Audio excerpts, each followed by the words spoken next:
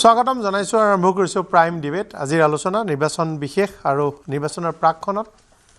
চৰ্চিত ৰাজ্য চৰ্চিত অসম কোনে চৰকাৰ গঠন কৰিব তাক লৈ চৰ্চা আছে আৰু আমি আজি আলোচনা আৰম্ভ কৰিব বিচাৰিছো মোৰ সৈতে ভালেকেইগৰাকী প্ৰাৰ্থী ৰাজনৈতিক দলৰ নেতা বিশ্লেষক উপস্থিত আছে মোৰ সৈতে সংযুক্ত হৈছে সৰুপথাৰৰ পৰা ভাৰতীয় জনতা পাৰ্টিৰ বিধায়ক তথা এবাৰ প্ৰাৰ্থী ভাৰতীয় জনতা পাৰ্টি বিশ্বজিৎ ফুকন ডাঙৰীয়া স্বাগতম জনাইছো মোৰ সৈতে গোলাঘাটৰ পৰা সংযুক্ত হৈছে কংগ্ৰেছ পাৰ্টি বিতুপন শইকীয়া ডাঙৰীয়া স্বাগতম জনাইছো মোৰ সৈতে ভাৰতীয় জনতা পাৰ্টিৰ বিধায়ক সঞ্জয় কিষাণ ডাঙৰীয়া সংযুক্ত হৈছে স্বাগতম জনাইছো মোৰ সৈতে ৰাজনৈতিক বিশ্লেষক ৰিন্তু গোস্বামী ডাঙৰীয়া যোৰহাটৰ পৰা সংযুক্ত হৈছে স্বাগতম জনাইছো আৰু ষ্টুডিঅ'ত মোৰ সৈতে আছে অগপৰ প্ৰাক্তন মন্ত্ৰী জ্যেষ্ঠ নেতা ডক্টৰ জয়নাথ শৰ্মা ডাঙৰীয়া ভাৰতীয় জনতা পাৰ্টিৰ নেতা মানস শৰণীয়া ডাঙৰীয়া কংগ্ৰেছৰ নেতা মতিউৰ ৰহমান ডাঙৰীয়া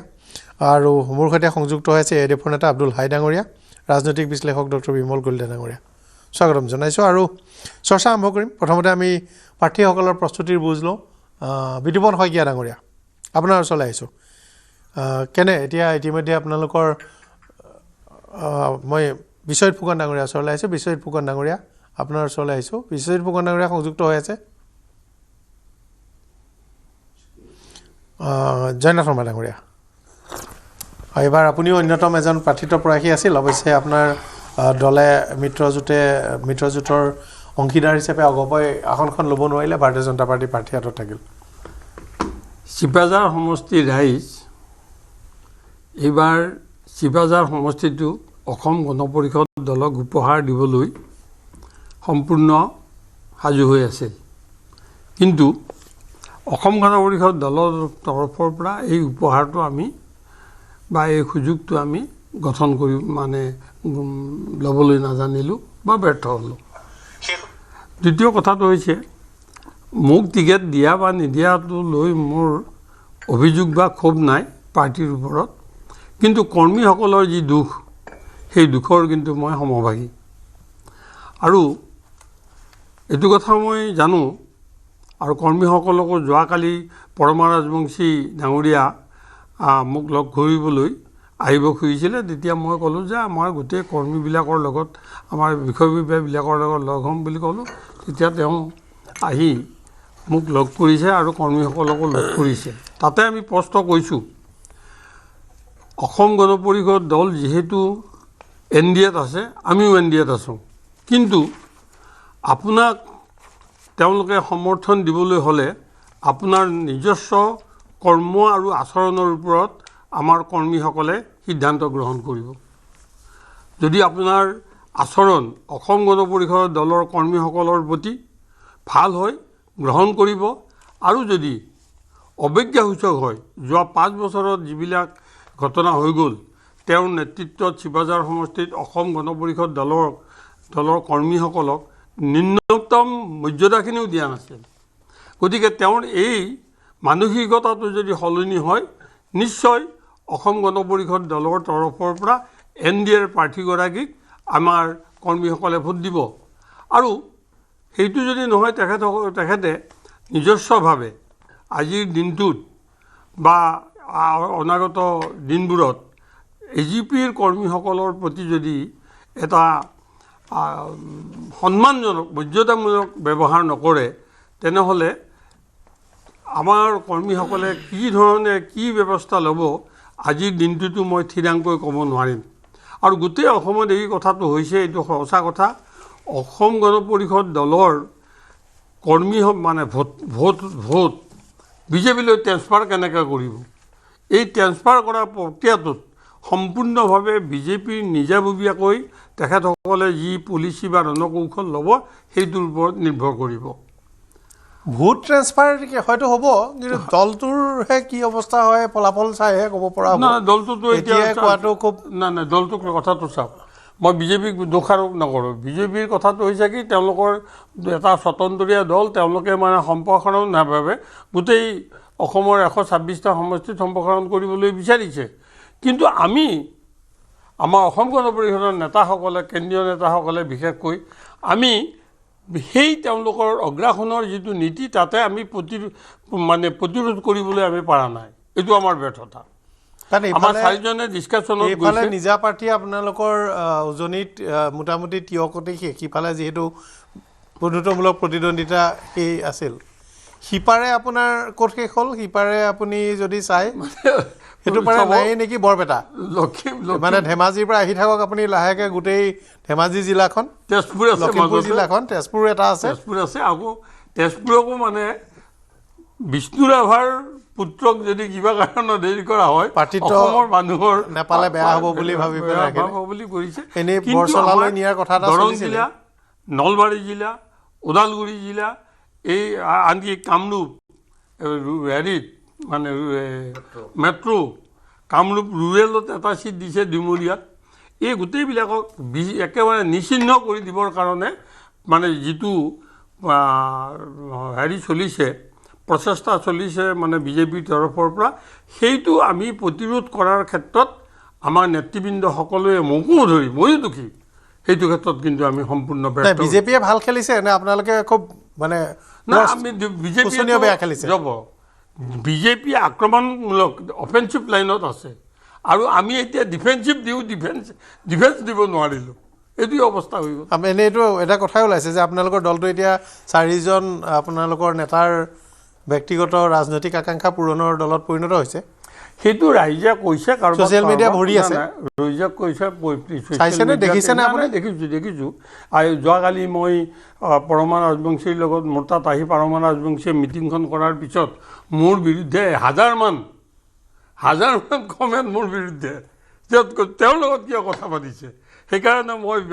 বিজেপি সমগ্ৰ অসমৰ ক্ষেত্ৰতে প্ৰযোজ্য হোৱাকৈ অসম গণ পৰিষদৰ কৰ্মীসকলৰ মনৰ ক্ষোভ, এই মনৰ ক্ষোভটো কেনেকৈ আঁতৰায়, এইটো তেওঁলোকে যদি ৰণকৌশলটো শুদ্ধভাৱে নলয় তেনেহ'লে কিন্তু আমাৰ বিজেপিৰ এজিপিৰ ভোটবোৰ বিজেপিলৈ ট্ৰেন্সফাৰ হোৱাটো অলপমান কঠিন আছে। মই আমাৰ জ্যেষ্ঠ ব্যক্তি ক'বলৈ অসুবিধা, আমাৰ জয়নাথ চুমাদাৰ কথাটো কৈছোঁ, তেওঁ যথেষ্ট ক্ষোভ প্ৰকাশ কৰি কৈছে। একচুৱেলি আমাৰ NDA বুলি ক'লে আমি মানে AJP আমাৰ হাৰ্ট এণ্ড চ'ল, গতিকে AJPক আমি বাদ দি কোনো কথাই ভাবিব নোৱাৰোঁ। কিন্তু ছিট শ্বেয়াৰিঙৰ ক্ষেত্ৰত কিছু অসুবিধাৰ AJPও হৈছে, BJPও হৈছে, এইটো যথেষ্টভাৱে আপোনাৰ মিডিয়াত দেখিছে, নিজেও দেখিছে। কথাটো হ'ল তেওঁ কোৱা কথাখিনিৰ মই ইমান মোৰ যিহেতু আমাৰ NDAৰ পাৰ্টনাৰ ক'বলৈ অসুবিধা কিছুমান কথা, তথাপিও মই এটা স্পষ্টতাৰ কাৰণে কৈছোঁ যে AJPক 26টা ছিট দিয়া হৈছে আৰু সেই 26টা ছিট দিওঁতে তেওঁলোকৰ তাত AJPৰ কিমান প্ৰভুত্ব আছে, কেনেধৰণৰ জিকাৰ সম্ভাৱনা কেনেকুৱা আছে, জনগাঁথনিটো আমি তাত চোৱা নাই, অকল তেওঁলোকৰ হেৰিটোৱেই চাইছোঁ। গতিকে সেই হিচাপে প্ৰাৰ্থিত্ব প্ৰক্ষেপ কৰা হৈছে। আকৌ কিছুমান ক্ষেত্ৰত এনেকুৱাও হৈছে, আজি ধৰক কিছুমান ক্ষেত্ৰত BJP ফালৰ পৰাও ক্ষোভ প্ৰকাশ কৰিছে যে এইটো AJPক দিব নালাগিছিল। গতিকে সেইটো কথাটো হ'ল যে তেওঁ কৈছে যে যিটো ঠিক মানে আগ্ৰাসনাত্মক বুলি কোৱা নাই, যে শব্দটো এনেকুৱাইহে গোটেইটো মিনিং কৰিলে, সেইটো নহয়। আচলতে AJPৰ যিসকল আজি নেতৃত্বত আছে তেওঁলোকে সাংগঠনিকভাৱে আৰু অলপ কাম কৰাৰ প্ৰয়োজনীয়তা আছিল বুলি মই ভাবোঁ। এইটো মই যদিও মোৰ কাৰণ AJPৰ গ্ৰথ মানে BJPৰ গ্ৰথ, BJPৰ গ্ৰথ মানে AJPৰ গ্ৰথ। সেইটো আপুনিয়ে কৈছে, কথাটো সেইটো হ'ব, সেইটো দুই এটা হ'বই, কিন্তু সেইটো মোৰো বেয়া লাগিছে আপুনি টিকেট পোৱা নাই, সেইটো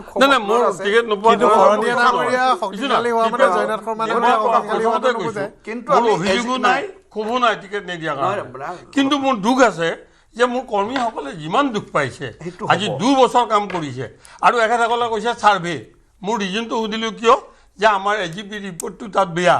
এতিয়া পৰমা ৰাজবংশীৰ ৰিপৰ্ট কেনেকৈ ভাল হ'ল, দল মানে আমাৰ চেঙাত কেনেকৈ ভাল হ'ল, চামুগুৰিত কেনেকৈ ভাল হ'ল, আৰু ইয়াততো আপোনাৰ হেৰি এতিয়া চাওক দীপক দাস ৰাজনৈতিকভাৱে তেওঁ ছাত্ৰ সন্থা কৰা বা এডভকেট হয়, তেওঁ নতুন, কিন্তু আমি মোৰ ক্ষোভ নাই, বৰপেটাত তেওঁৰ সম্ভাৱনা দেখিছোঁ, ক্ষোভ নাই, অভিযোগ নাই, কাৰণ দলে এটা সিদ্ধান্ত লৈছে। কিন্তু দুখ আছে কিয়, এইটো আপোনালোকে গিলি দিছে নহয়, আংশিকভাৱে বিজেপিত হৈছে, এইটো আমি কোৱা নাই, কিন্তু সেইটোৰ এটা খাণ্ড গোটেই দলটো আপোনালোকে গিলি দিব নাই, সেইটো নহয়, আপোনালোকে সাংগঠনিকভাৱে আৰু ষ্ট্ৰং হোৱাটো ভাল। আৰু তেওঁলোকৰ যিবিলাক চিট দিয়া গৈছে তেওঁলোকে সেইকেইটা ৰিটেইন কৰিবৰ কাৰণে যি সাংগঠনিক ভেটি লাগে জনমানসত যেনেকৈ যাব লাগে সেইটোৰ ক্ষেত্ৰত অলপ আপোনালোকে অলপমান পিছুৱাই আছে বুলি ধাৰণা হয় গতিকে সেইকাৰণে যে আমি যে আগ্ৰাসন কৰিছোঁ এইটো নহয় আমাক মানে সামগুৰিত আপোনালোকৰ সংগঠন কি আছে নাই কিন্তু আমাৰ কি সংগঠন আছে কিন্তু বিজেপিৰ ভোট এজিপি যি 26টাত দিয়া হৈছে সেইটো সম্পূৰ্ণভাৱে এটাও মিছ নোহোৱাকৈ বিজেপিৰ ভোট ট্ৰেন্সফাৰ হ'ব কাৰণ কিয় আমি চৰকাৰ গঠন কৰিব বিচাৰিছোঁ আমাৰ ভোট আমি আমাৰ NDAৰ বাহিৰে কাকো আমি দিব নিবিচাৰোঁ বৰঞ্চ বেলেগৰ পৰা আমি আনিবলৈহে আহিছোঁ আপোনাৰ ওচৰলৈ দুইজনৰ ওচৰলৈ ৰিণ্টু গোস্বামী ডাঙৰীয়া সংযুক্ত হৈ আছে ৰিণ্টু গোস্বামী ডাঙৰীয়া যোৰহাট উজনি অসমৰ নিৰ্বাচনী খবৰ নিশ্চয় ৰাখিছে আপুনি কেনে দেখিছে নিৰ্বাচনী আলাকলেখ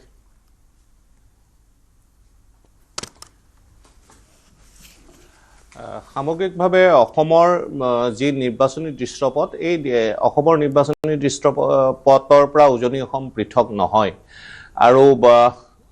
এইবাৰ অসমৰ বিধানসভা নিৰ্বাচনৰ এক ঐতিহাসিক এক গুৰুত্ব আছে কিন্তু এইবাৰ ভৌগোলিক পৰিসীমাৰ প্ৰত্যেক সমষ্টিতে সলনি হৈছে ভৌগোলিক পৰিসীমাৰ সলনি হৈ যোৱাৰ লগে লগে প্ৰত্যেক সমষ্টিৰ জনগাঁথনি ভোটাৰৰ চৰিত্ৰ সলনি হয় আৰু এই যিটো ভৌগোলিক পৰিসীমাৰ সাল সলনি ই আগন্তুক নিৰ্বাচনত যথেষ্ট প্ৰভাৱ পেলাব শুনি আছোঁ আপুনি শুনি আছেনে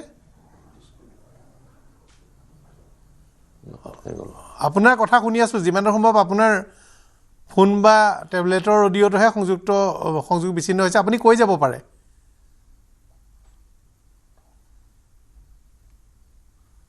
হয় বিমল কলিতা ডাঙৰীয়া হয়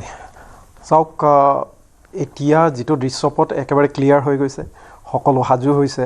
মই ভাবোঁ এতিয়া আমি এটা ক্ষোভ আৰু আগবাঢ়ি যাব লাগে আৰু আমাৰ যিখিনি সংকল্প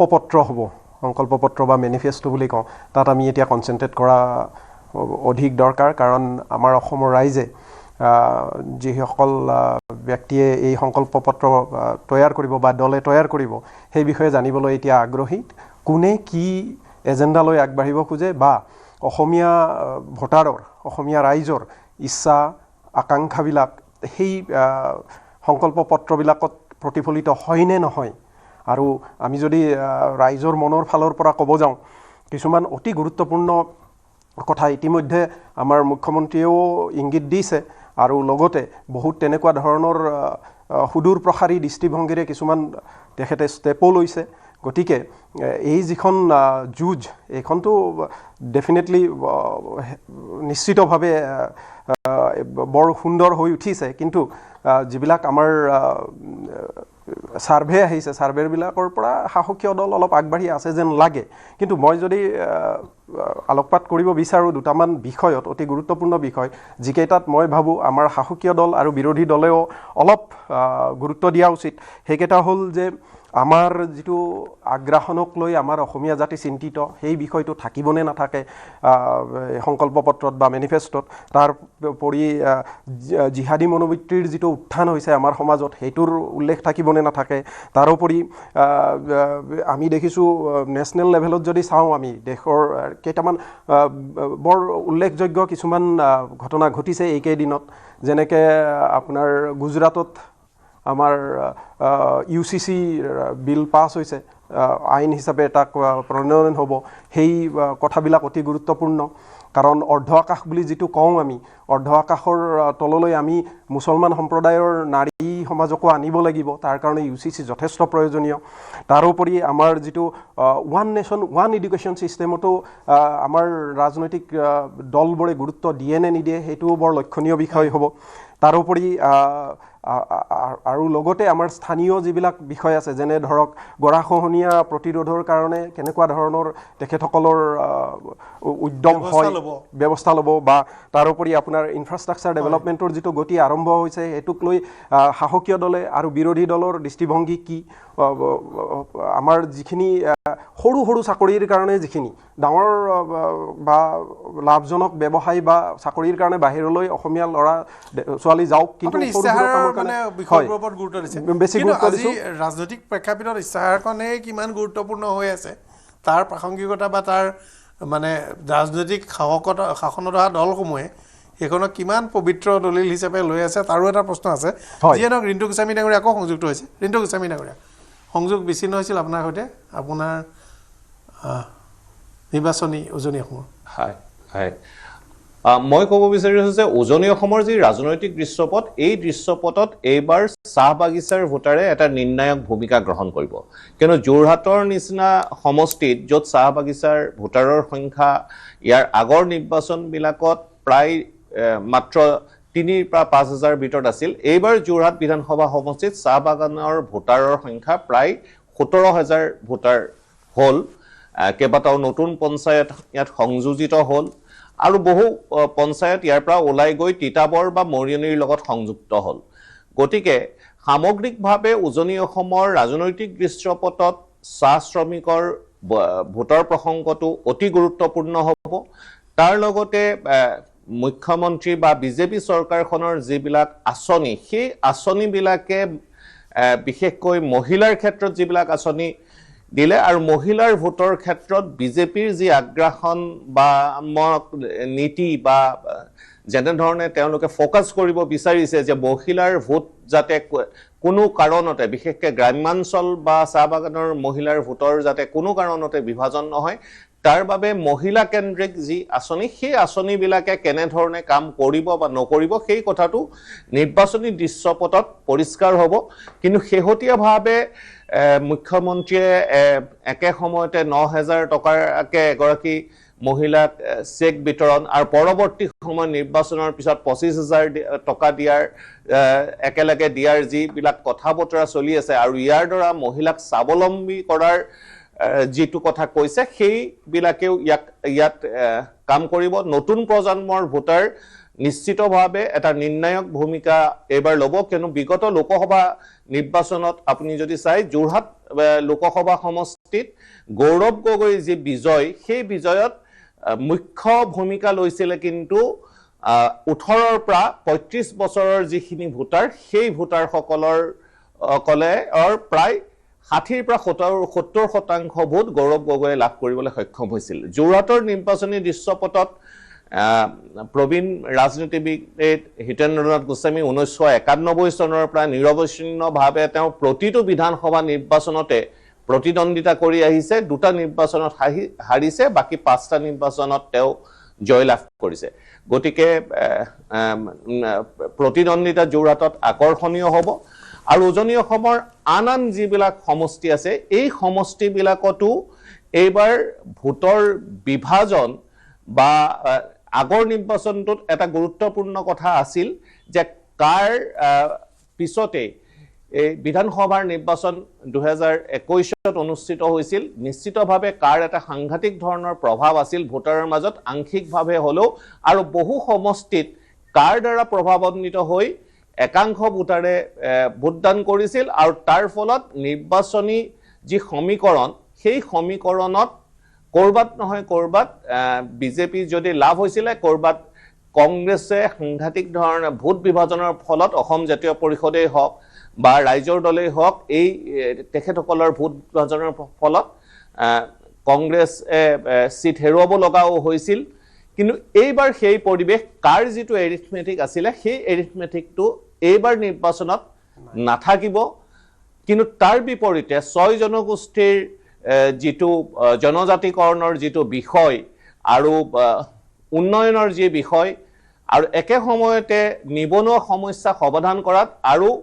স্বচ্ছভাৱে চাকৰি যে ল'ৰা ছোৱালীয়ে লাভ কৰিছে, এই বিষয়বিলাকেও নিৰ্বাচনী ক্ষেত্ৰখনত মই ভাবোঁ যথেষ্ট প্ৰাধান্য এবাৰ প্ৰভাৱ বিস্তাৰ কৰিব। হয়, গুৰুত্বপূৰ্ণ কেইবাটাও কথা কৈছে। সংযুক্ত হৈ থাকক। আমাৰ সৈতে বিতুপন শইকীয়া সংযুক্ত হৈছে। বিত্তমন্ত্ৰী অজন্তা নেওগ এইবাৰ প্ৰাৰ্থী গোলাঘাট সমষ্টিৰ ভাৰতীয় জনতা পাৰ্টীৰ, আৰু বিৰুদ্ধে প্ৰতিদ্বন্দ্বিতাত নামিছে কংগ্ৰেছৰ প্ৰাৰ্থী বিতুপন শইকীয়া। স্বাগতম জনাইছোঁ। কেনে চলিছে আপোনাৰ প্ৰস্তুতি প্ৰচাৰ? চাওক, আমি দুবাৰকৈ পৰাজয় কৰা যিটো অভিজ্ঞতা, সেই অভিজ্ঞতাক লৈ আমি ৰাইজৰ চৰণ সেৱা কৰি ভোট ভিক্ষা খুজিছোঁ যে 25 বছৰ গোলাঘাটৰ যি শাসন ব্যৱস্থা ধ্বংস ফাললৈ গোলাঘাটক ধ্বংসৰ ফাললৈ গতি কৰা এটা সিদ্ধান্তক বদলি কৰিব লাগে আৰু নতুন চিন্তাৰ সংযোজন ঘটাই গোলাঘাটখনক আগবঢ়াই নিয়াৰ যি চিন্তা সেই বিষয়ে ৰাইজক অৱগত কৰিছো আৰু জাতিৰ মাটিৰ প্ৰশ্নত কোনোদিনে মাত নমতা জাতীয় যিটো পৰিকাঠামো ভাৰতীয় জনতা পাৰ্টিৰ দিনত অসমীয়া জাতিৰ যি সংকটময় পৰিস্থিতিয়ে বাট বুলিছে সেই বাটক ৰুদ্ধ কৰাৰ কাৰণে আমি আমাৰ যাতে স্বাভিমানী অসমীয়াৰ যিটো সাংস্কৃতিক সংৰক্ষণ বিকাশ অৰ্থনৈতিকভাৱে স্বাৱলম্বী হোৱাৰ যিটো চিন্তা বা ৰাজনৈতিক অধিকাৰ যিখিনি পাব লাগে পোৱা নাই এই গোটেই কথাখিনি মানুহে উপলব্ধি কৰিছে খন্তেক আগতে কোৱা হৈছে যে 6 জনগোষ্ঠীক জনজাতিকৰণ কৰা হোৱা নাই আজি মই এই 6 জনগোষ্ঠী জনজাতিকৰণৰ অসমৰ সভাপতি মই 12 বছৰ আছিলো সেই দিনছোৱাত মই দেখা পাইছো যে ভাৰতীয় জনতা পাৰ্টি এটা কথা কৈছিল যে আমি চৰকাৰলৈ আহিলে আমি 100 দিনৰ ভিতৰত জনজাতিকৰণ কৰিম কিন্তু কৰা দেখা নগল আজি সেই প্ৰশ্নটো লুকাই গল দ্বিতীয়তে আমি যি অৰ্থনৈতিকভাৱে স্বাৱলম্বী নোহোৱা মানুহ এখোপাক মূল্য বৃদ্ধিৰ জৰিয়তে কুঙা কৰা যে এটা জাতিক নিক্ষেপ কৰি দিব খোজা এক ব্যৱস্থা প্ৰস্তুত কৰিছে সেইবাবে ৰাইজে কৈছে যে অজন্তা নিয়োগ কোনো শক্তিশালী নেতা বা নেত্ৰী নহয় পইচা দি ইলেকশ্যনত জিকে আৰু পেশাদাৰী ৰাজনীতিয়ে দবদবাই থকা এই অসমখনত তো এইবাৰ সেৱক হিচাপে কাম কৰা প্ৰত্যেকজন প্ৰাৰ্থীক ৰাইজে সহায় কৰিব আৰু নিৰাপত্তা থকা অসমৰ বাবে চিন্তা কৰিব সেই কথাটো আমি অনুমান পাইছো দ্বিতীয়তে গোলাঘাটৰ বহু সমস্যা আছে সীমা সমস্যা আছে দয়াঙৰ মাতৃ পথা হোৱা নাই ডি ফৰেষ্ট হোৱা নাই 11টা পঞ্চায়ত ফৰেষ্ট এলেকা ৰেভিনিউ এলেকাত আমি আজু ককা দিনৰ পৰা খাই থকা যিবোৰ মাটি সম্পত্তি এইবিলাকৰ 30 চনীয়া ম্যাদী পট্টা অকমান লাগে সেয়া নাই গোলাঘাটৰ বানপানী সমস্যা গোলাঘাট চহৰৰ বানপানী সমস্যা গোলাঘাট চহৰত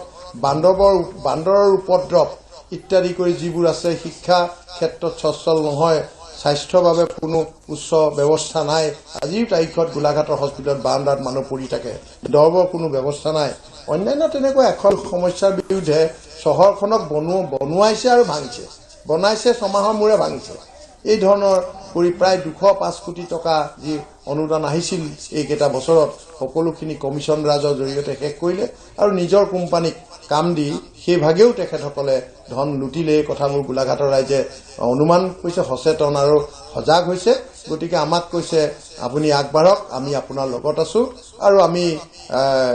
যি 25টা বছৰ সন্মানৰ আৰু অধিকাৰ পোৱা নাই সেই অধিকাৰ আৰু সন্মান আমি দিয়াৰ প্ৰতিশ্ৰুতি দিছো আৰু আমি ৰাইজৰ লগত সকলো দিশতে সকলো সময়তে দুখে হুকে আমি লগত থকাৰ প্ৰতিশ্ৰুতি দিছো ৰাইজে আমাক আদৰি লৈছে হয় আপুনি সংযুক্ত হৈ থাকক বেছি সময় নাৰাখো কাৰণ এই সময়ছোৱা আপোনালোকৰ বাবে প্ৰতিটো মুহূৰ্তে সোণালী সময় তথাপিতো মই দুজন অতিথিৰ বক্তব্য লৈছো মোৰ সৈতে আব্দুল হাই সংযুক্ত হৈছে AIDF নেতা জুম সংযোগ স্বাগতম জনাইছো আব্দুল হাই ডাঙৰীয়া আপোনাৰ ৰাজনৈতিক প্ৰেক্ষাপট আপোনাৰ দল এবাৰ বদৰুদ্দিন আজমল ডাঙৰীয়াও প্ৰতিদ্বন্দ্বিতাত নামিছে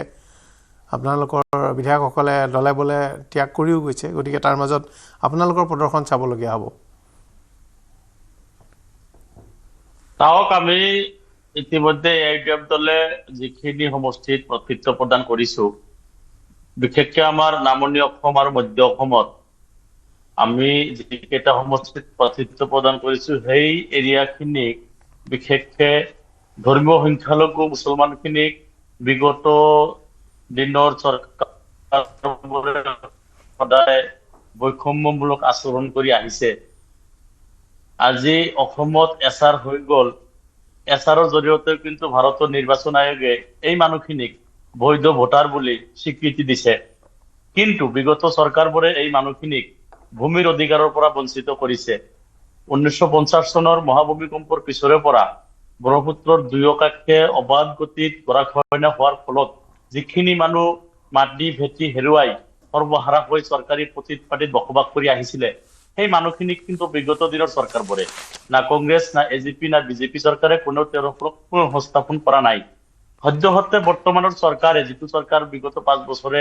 অসমক শাসন কৰিলে তেওঁলোকে এই মানুহখিনিক আকৌ এবাৰ উচ্ছেদ কৰি পেলাই ভূমিহীন আৰু গৃহহীন কৰিলে এই মানুহখিনি কিন্তু ভাৰতীয় নাগৰিক এই মানুহখিনিক ভূমিৰ অধিকাৰটো দিব লাগে গুণগত শিক্ষাৰ অভাৱ আৰু এতিয়াও নামনি অসম মধ্য অসমৰ চৰাঞ্চল বা মাইনৰিটি অধ্যুষিত এলেকাত মানে ছাত্ৰ অনুপাতে শিক্ষক দিয়া হোৱা নাই শিক্ষা অনুষ্ঠানবোৰৰ গুণগত শিক্ষা হৈ থকা নাই বা চিকিৎসাৰ যিটো অৱস্থা নামনিৰ চৰাঞ্চলবিলাকত এতিয়াও গুণগত স্বাস্থ্য সেৱা বিগত দিনৰ চৰকাৰৰ পৰা দিব পৰা সমস্যাবোৰতো নাই। আপোনালোকৰ কংগ্ৰেছৰ বাবে একেই প্ৰশ্নটো হ'ল যে এতিয়া ভোট কংগ্ৰেছে পাব নে আপোনালোকে পাব মূলতঃ আপোনালোক দুটা পক্ষৰ প্ৰধান প্ৰতিদ্বন্দ্বী সংখ্যালঘু এলেকাত বিগত দিনৰ চৰকাৰবোৰৰ কথা কৈছো মানে তাতে কংগ্ৰেছে 51 বছৰ দুখ দিন কিন্তু আমাৰ পৰা ভোটহে লৈছে এই মানুহখিনিৰ পৰা তেওঁলোকৰ কোনো সমস্যাৰ সমাধান কৰা নাই যেনেকাকে আমাৰ বড়ো বাইসকলে তেখেতসকলৰ মানে প্ৰতিনিধিত্ব কৰিবৰ কাৰণে বিপিএফ বা ইউপিপিএল তেওঁলোকে বলিষ্ঠভাৱে তেখেতসকলৰ অধিকাৰসমূহ আজৰি আনিবৰ কাৰণে কাম কৰি আছে ৰাভা হাছং অটোনমাছ কাউন্সিল বা বিভিন্ন জাতি জনগোষ্ঠীয়ে নিজা নিজা প্লেটফৰ্মৰ জৰিয়তে নিজৰ জাতি জনগোষ্ঠীক সুৰক্ষিত কৰাৰ কাৰণে অধিকাৰ সাব্যস্ত কৰাৰ কাৰণে প্ৰচেষ্টা কৰি আছে এই ইউপিএফ দল অসমত বসবাস কৰা লাঞ্ছিত বঞ্চিত জনসাধাৰণ যিখিনি আমাৰ মাননীয় মুখ্যমন্ত্ৰী মহোদয়ৰ অচিনাকি মানুহ এই মানুহখিনিক কিন্তু নিৰ্বাচন আয়োগে অচিনাকি বুলি কোৱা নাই ভাৰতীয় নাগৰিক বুলি ভোটাৰ তালিকাত সন্নিৱিষ্ট কৰিছে এই মানুহখিনিৰ মাটিৰ অধিকাৰ গৰাখহনীয়াৰ পৰা সুৰক্ষা ভূমিহীনক ভূমি দিয়া উচ্চৰিতসকলক পুনৰ সংস্থাপন কৰা গুণগত শিক্ষা আদি এই দাবীখিনি উপস্থাপন কৰিবৰ কাৰণেই আমি আমাৰ সংখ্যালঘু অধ্যুষিত এলেকাৰ জনসাধাৰণে এই দলৰ প্ৰতিনিধিসকলক নিৰ্বাচিত কৰি পঠাব যাতে বুলি আপুনি আশা কৰিছে হয় বুজি পালো আপোনাৰ মুঠতে আপোনালোকে নিৰ্দিষ্ট কেইটামান ইছ্যুক লৈ আপোনালোকে ভোটাৰৰ ওচৰ চাপিছে আৰু আশা কৰিছে সমৰ্থন পাব কংগ্ৰেছৰ প্ৰতিনিধি আছে তো আপোনালোকে কংগ্ৰেছৰ কথাও কৈছে মই কংগ্ৰেছৰ প্ৰতিনিধিৰ ওচৰলৈ আহিছোঁ মতিউৰ ৰহমান অসমৰ জনতাৰ সন্মুখত এইবাৰ দুটা ৰাজনীতি অসমীয়া মানুহে দেখা পাব এটা ৰাজনীতিক পোনপ্ৰথমবাৰৰ বাবে বৰ্তমানৰ মুখ্যমন্ত্ৰী হিমন্ত বিশ্ব শৰ্মা ডাঙৰীয়াই মুখ্যমন্ত্ৰী প্ৰাৰ্থী হিচাপে বিজেপি দলৰ পৰা তেওঁ নেতৃত্ব দিব আৰু তাৰ বিপৰীতে এটা ৰাজনীতি যিটো ৰাজনীতি গৌৰৱ গগৈ ডাঙৰীয়াই নেতৃত্ব দিব মুখ্যমন্ত্ৰী ডাঙৰীয়াই যিটো ৰাজনীতিক নেতৃত্ব দিয়ে সাধাৰণতে সেই ৰাজনীতিত আমি দম্ভালি দেখা পাওঁ অহংকাৰ দেখা পাওঁ ঠাট্টা মস্কৰা দেখা পাওঁ পেংলাই কৰা দেখা পাওঁ শিক্ষক সমাজক তেওঁ ৰাজহুৱা মঞ্চত সোধে আপুনি দিনত খায় নে ৰাতি খায় তেওঁ আৰক্ষীৰ সন্মুখত জনসভাত আৰক্ষীক কয় আৰক্ষী গুজ গুজ সেইটো কোৱা দেখা পাওঁ ডিচি এজনক ৰাজপথত ডিচি আঁতৰ হ'ব বুলি তেওঁ অসন্মান কৰা দেখা পাওঁ সাংবাদিকে প্ৰশ্ন সুধিলে সাংবাদিকৰ নাম সোধা হয় তেওঁৰ উপাধি সোধা হয় তেওঁ প্ৰশ্ন সুধিলে সাংবাদিকৰ মালিক গোষ্ঠীৰ নাম সোধা হয় এই ধৰণৰ এটা ৰাজনীতি অসমীয়া মানুহে দেখি আহিছে যিটো ৰাজনীতিক হিমন্ত বিশ্ব শৰ্মা ডাঙৰীয়াই নেতৃত্ব দি আহিছে তাৰ বিপৰীতে গৌৰৱ গগৈ ডাঙৰীয়াই এনে এটা ৰাজনীতিক নেতৃত্ব দিছে যিটো ৰাজনীতি ভদ্ৰ মানুহৰ ৰাজনীতি খুব শালীনতাৰ ৰাজনীতি খুব মাৰ্জিত মানুহৰ ৰাজনীতি খুব নম্ৰ মানুহৰ ৰাজনীতি আমি যিটো কওঁ যে পদমৰ্যাদা বুজি তেখেতে যিটো ৰাজনীতি কৰে সেই ৰাজনীতিটো অসমৰ মানুহে দেখা পাব গতিকে অসমীয়া মানুহে এই দুটা ৰাজনীতিৰ ভিতৰত কোনটো ৰাজনীতিক আঁকোৱালি ল'ব বা কোনটো ৰাজনীতিক প্ৰাধান্য দিব এই কথাটো এইবাৰ আমাৰ মানে এই কথাটো আমাৰ চাবলগীয়া হ'ব কাৰণ মুখ্যমন্ত্ৰী ডাঙৰীয়াই সততে কি কৰে এই আদৰ্শবিহীন এটা ৰাজনীতি এতিয়া এজিপি নেতাক বিজেপি বনাব খোজে যে বিজেপি নেতাক এজিপি বনাব খোজে এই ধৰণৰ ৰাজনীতি আমি দেখা পাইছোঁ ইতিমধ্যে উপৰোক্ত বক্তা জয়নাথ শৰ্মা ডাঙৰীয়াই কৈছে যে সংখ্যা যেতিয়া 26টা সংখ্যা এজিপি দলক এৰি দিয়া হৈছিল সেই 26 সংখ্যাটো পূৰণ কৰিবলৈ যাওঁতে তেওঁ কোন কৰিমুদ্দিন বৰভূঞা কোন কি বুলি কয় এখেত নাম কি আছিল জাকিৰ হুছেইন লস্কৰ ইত্যাদি ধৰণৰ নেতাক আনি পেলাই তেওঁ বিজেপি সজাই দিলে কিন্তু মই পঞ্চায়তে এই কথাটো ক'ব পাৰোঁ এই যদি কৰিমুদ্দিন বৰভূঞা জাকিৰ হুছেইন লস্কৰ এখেতসকলক যদি প্ৰফুল্ল কুমাৰ মহন্তক বাদ দি ভিগু ফুকন কোন আছিল বুলি 2 মিনিট ক'বলৈ দিয়া হয় তেতিয়াহ'লে এই কৰিমুদ্দিন বৰভূঞাই ভিগু ফুকন কোন আছিল তাক 2 মিনিট ক'ব নোৱাৰিব কিন্তু সেই নেতাই আজি এজিপি দলক প্ৰতিনিধিত্ব কৰিছে গতিকে এই ৰাইজৰ যি আঞ্চলিকতাবাদী দলসমূহ আছিল সেই আঞ্চলিকতাবাদী দলসমূহক যে মুখ্যমন্ত্ৰী ডাঙৰীয়াই কেৱল আৰু কেৱল নিজৰ ক্ষমতাটো নিজৰ দখলত ৰখাৰ স্বাৰ্থত অপব্যৱহাৰ কৰি ধ্বংস কৰিবলৈ ওলাইছে এই কথাটো ক'ৰবাত নহয় ক'ৰবাত আঞ্চলিকতাবাদী ভাৱধাৰাত বিশ্বাস কৰা অসমীয়া মানুহে কিন্তু তাৰ প্ৰত্যুত্তৰ এই নিৰ্বাচনত হিমন্ত বিশ্ব শৰ্মা ডাঙৰীয়াক দিব কাৰণ ইয়াৰ আগতো আমি দেখা পাইছিলোঁ যেতিয়া বিটিএডিৰ ক্ষেত্ৰত ৰাজনীতি হৈছিল তেতিয়া ইউপিপিএল দলক লগত লৈ অসমৰ মাননীয় মুখ্যমন্ত্ৰী ডাঙৰীয়াই চৰকাৰ কৰিছিল কিন্তু যেতিয়াই MCLA ইলেকশ্যনত ক'ৰবাত নহয় ক'ৰবাত BPF দলে ভাল ফলাফল গ্ৰহণ কৰিলে তেতিয়া ক'ৰবাত নহয় ক'ৰবাত মুখ্যমন্ত্ৰী ডাঙৰীয়াই কি কৰিলে ইউপিপিএলক ইউজ এণ্ড থ্ৰ' আমি যিটো কওঁ ব্যৱহাৰ কৰি পেলাই দিলে আজি সেই ইউপিপিএল দলৰ মুৰব্বী প্ৰমোদ বড়ো ডাঙৰীয়াই খুব আক্ষেপ আৰু দুখেৰে ক'বলৈ বাধ্য হ'ল যে আমি NDAৰ প্ৰাৰ্থী নহয় আমি NDAৰ লগত নাই গতিকে সেই একেই অৱস্থা এতিয়া অসম গণ পৰিষদ দলৰ লগত হৈছে অসম গণ পৰিষদ দলক ক'ৰবাত নহয় ক'ৰবাত বিজেপি দলৰ মাইনৰিটি মৰ্চালৈকে কনভাৰ্ট কৰিছে অসমৰ মাননীয় মুখ্যমন্ত্ৰী ডাঙৰীয়াই আপুনি যদি সেই এজিপি দলৰ লিষ্টখন চাই যে 26টাৰ ভিতৰত 13টা তেখেতসকলে মুছলমান মানুহক দিছে মুছলমান মানুহক টিকট দিছে তাত আমাৰ কোনো আপত্তি নাই কিন্তু যিজন মুখ্যমন্ত্ৰী ডাঙৰীয়াই সততে চিনাকি অচিনাকিৰ কথা কয় সততে মিয়া অসমীয়াৰ কথা কয় সেইজন মুখ্যমন্ত্ৰী ডাঙৰীয়াই কিদৰে কৰিমুদ্দিন বৰভূঞা ডাঙৰীয়াক এজিপি অৰ্থাৎ তেখেতসকলৰ এলায়েন্স পাৰ্টনাৰ হিচাপে লৈ ৰাজপাট দখল কৰিব কৰাৰ মনোবাঞ্ছা ৰাখে সেই কথাটোতহে মোৰ দ্বিধাবোধ আছে এই যে মুখ্যমন্ত্ৰীৰ দুমুখীয়া কথা দিনত যিটো কথা কয় ৰাতি সেই কথাৰ মিল নাথাকে এই ধৰণৰ ৰাজনীতিৰ বিৰুদ্ধে ক'ৰবাত নহয় ক'ৰবাত এইবাৰ অসমীয়া মানুহে ভোট দিব সামগ্ৰিকভাৱে অসমীয়া মানুহৰ সন্মুখত এটা আৱেগ সৃষ্টি কৰি মিয়া মানুহৰ অকল উচ্ছেদ চলিছে বুলি প্ৰায় 50,000 বিঘাতকৈ বেছি বিঘা মাটি উচ্ছেদ কৰি অসমৰ থলুৱা কাৰ্বি মানুহৰ মাটি ৰাভা মানুহৰ মাটি বড়ো মানুহৰ মাটি উচ্ছেদ কৰি যে ক'ৰবাত আদানী আম্বানী গতাই দিবলৈ খোজা হৈছে এই ধৰণৰ ৰাজনীতিৰ বিৰুদ্ধে ক'ৰবাত নহয় ক'ৰবাত এইবাৰ অসমীয়া মানুহে ভোট প্ৰদান কৰিব 1250 টকাৰ দৰে এটা আঁচনিৰ প্ৰলোভন দেখুৱাই বা এটা আঁচনি প্ৰয়োগ কৰি আমাৰ অসমীয়া মানুহৰ আই মাতৃসকলৰ যে চিন্তা চেতনাক বন্ধকত ৰাখিছে তাৰ বিৰুদ্ধে কিন্তু এইবাৰ অসমীয়া মানুহে ভোট প্ৰদান কৰিব 1250 টকাৰ পৰিৱৰ্তে 12,500 এই বিষয়কেইটাত যোৱাবাৰ লোকসভাতো আপোনালোকে ভোট বিচাৰিছে পঞ্চায়তো ভোট বিচাৰিছে মই আজি এতিয়ালৈকে যিমানকেইজনৰ বক্তব্য শুনিলোঁ বিৰোধী পক্ষৰ পৰা